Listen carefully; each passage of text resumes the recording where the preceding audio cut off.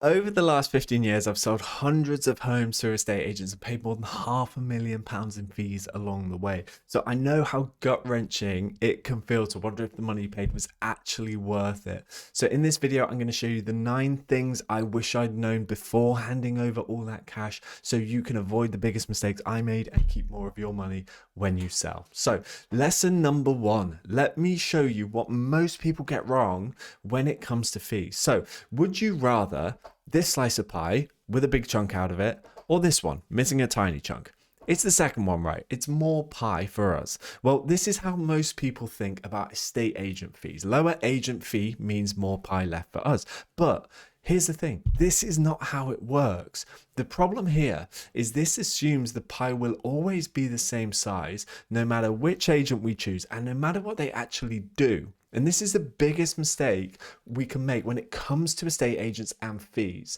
So instead, we need to think about estate agents like a professional service, like an accountant. You know, you go to the best accountant because they'll save you more in tax than they cost you. And it's the same with estate agents. So lesson number 1 is the best estate agents will make you more money than they cost you because they make the pie bigger. So how do they do that? Because don't all agents all just do the same stuff? Don't they all just chuck it on Rightmove and wait for the phone to ring? Well, lesson number 2, no, I call this the Rightmove misconception, and it is the biggest myth about selling your home. And if you believe it, there is a good chance you will get fewer viewings and lower offers. So here is why. So there are actually 3 ways good agents generate viewings, not 1. So the first way are your listings on Rightmove and the other websites. But this is passive. We're just hoping the right buyer stumbles across our listing and calls in. And here's the thing, we track where our buyers actually come from on our sales, and only around 3 in 10 come directly from the portals. The rest come from 2 proactive things good agents do to bring the best buyers to us and actually earn their fee. So let me show you what they are so you can see why a more expensive agent can actually be worth the money. So let's say we choose an agent selling lots of similar properties nearby at the moment. Well, this agent has already had real inquiries from buyers looking for our exact type of home right now. So now it's the agent's job to call these buyers proactively and say, a new one's just come up, sounds like what you're looking for, when do you want to come and see it? And they book them in to come and see yours. So this is working their database, and it's the second way good agents will generate viewings and earn their fee. The third way, once they've done a viewing at another place like yours, if the buyer doesn't like it, it's the agent's job to say, we have something that sounds more like what you're looking for. When do you want to come and see it? And again, they book them in to come and see yours. So this is cross-selling, and these proactive ways of getting you viewings generate 70% of our sales. And here's why this matters to your pocket. There's not like a few £100 at stake here. I've seen the difference, and when the job is done properly, it can be tens of thousands of pounds. It might be the difference, for example, between you having to reduce your price by 10 grand and then negotiating down from there versus having 2 buyers fighting for your home and pushing the price up. So here's the takeaway. How your sale is managed will have a huge impact on your final selling price, and the right agent can grow your pie by a lot. So how do we decide what is actually worth paying in terms of estate agent fees and what is a waste? Well, lesson number 3. I spoke with a seller a few weeks ago who'd been stuck for 6 months with barely any viewings, and every time he asked his agent why this was, they just said, it's quiet at the moment. Funny thing though, when I looked at the market, similar homes were selling fine. And in fact, most of them were being sold by one particular agent. When I suggested the owner try them, he said he'd already been in touch with them and they were £2,000 more expensive. Now, this lovely chap was about to knock 25,000 off his asking price when there was a really good chance a slightly pricier agent might have helped him avoid that. So there's so much money at stake when we sell. It means ultimately that it's so much more important to have the job done well rather than done cheap. So lesson number 3 is never avoid an agent just because they're expensive. So High fees are good then, right? Well, lesson number 4. When I first realized how important agents were to the process and our final price, I didn't want cheap agents anymore. And I actually sought out the most expensive ones because I thought they would make me the most money. But here's what I learned after paying dozens of really expensive estate agents. So you will get agents who are brilliant at selling themselves and selling you a high fee, but based on what I've seen, it doesn't necessarily mean they're as good at selling properties.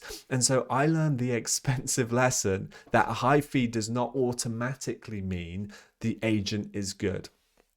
So what about low fees then?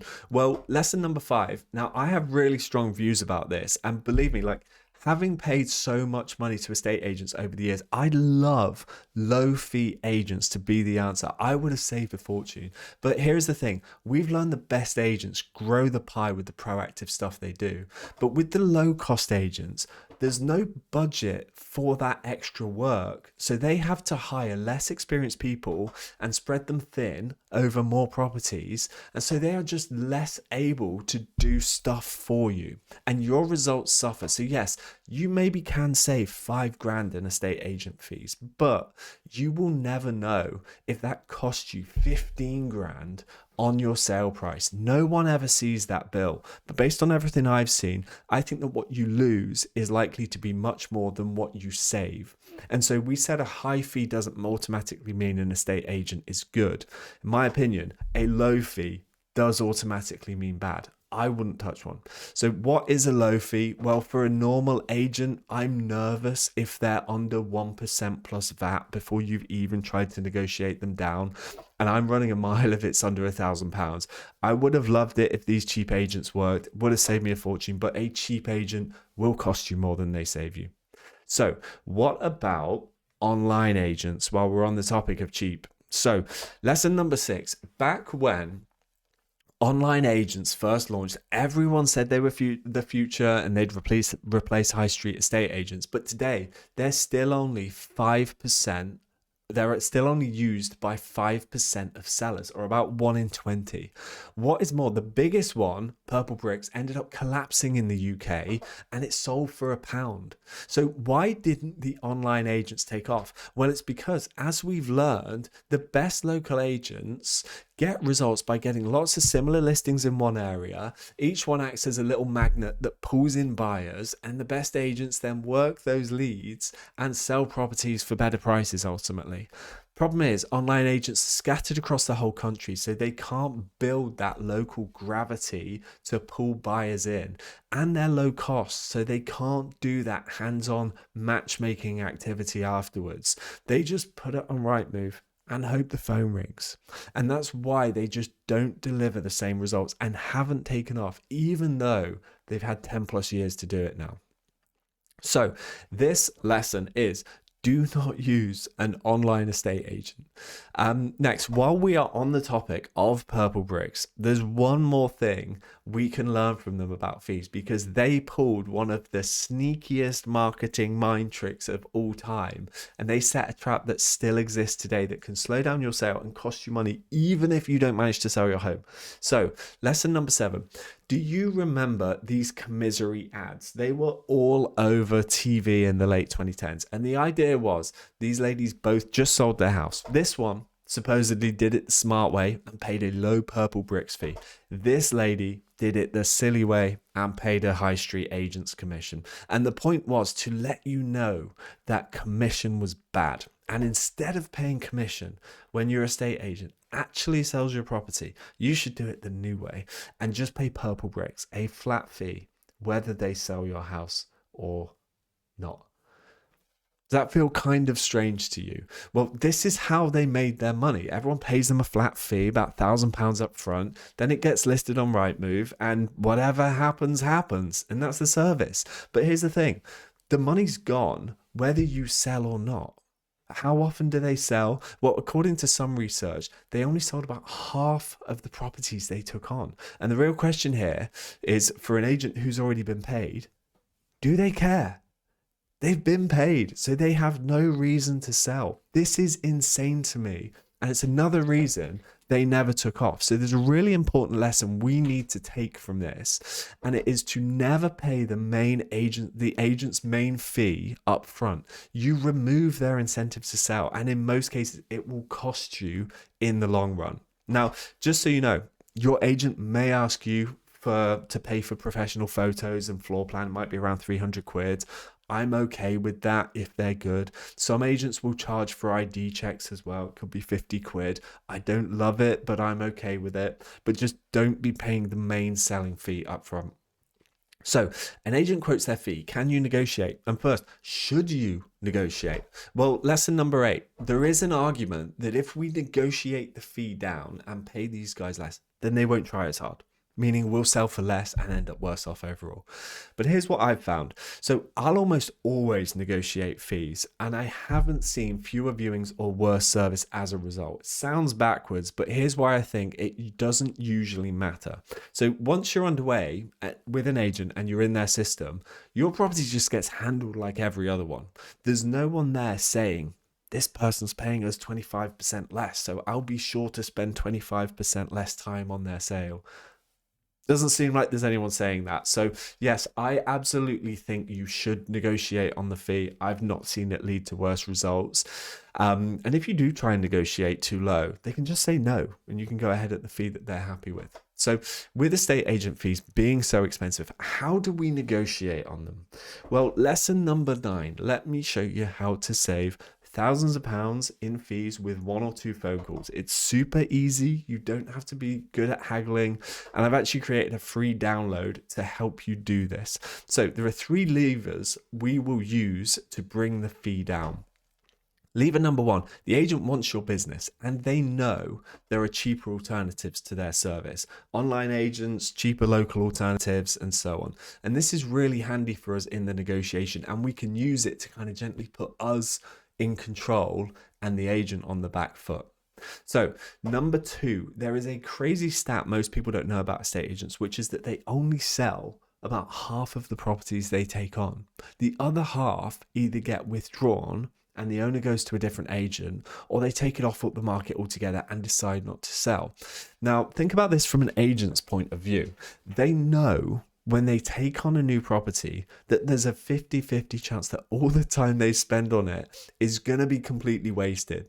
So if we can highlight to an agent that we're in a must-sell situation, we're not going to change our mind and be one of those time wasters, then the agent knows there's a fee in us. It's not 50-50 anymore. So we become a way more valuable customer, and that puts it in their interest to negotiate on the fee to bring us on board.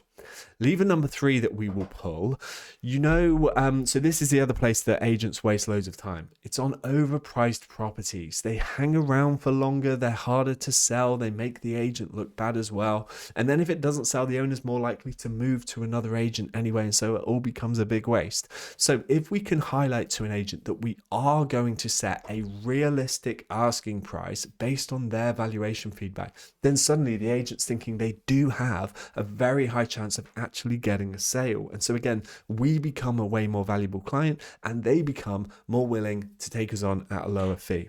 Now, quick caveat on this, please use these levers honestly. If you are just testing the market, or if you're not serious about setting a realistic asking price, don't lie in the fee negotiation. Just leave those parts out of the stuff that I'll give you. So how are we actually going to pull these 3 levers and agree a lower fee with our agent? Well, I put together a really simple download to help you do this. You can get it now completely for free.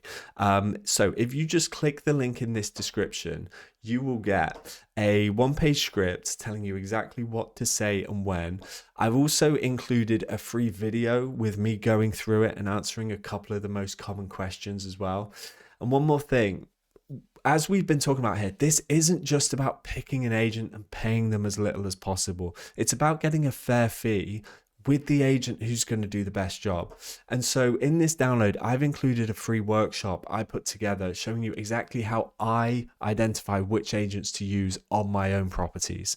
And yes, this is all completely free. This is my gift to you. So let's save you some cash and get the most out of what you do pay. Just click the link in the description and I will see you there.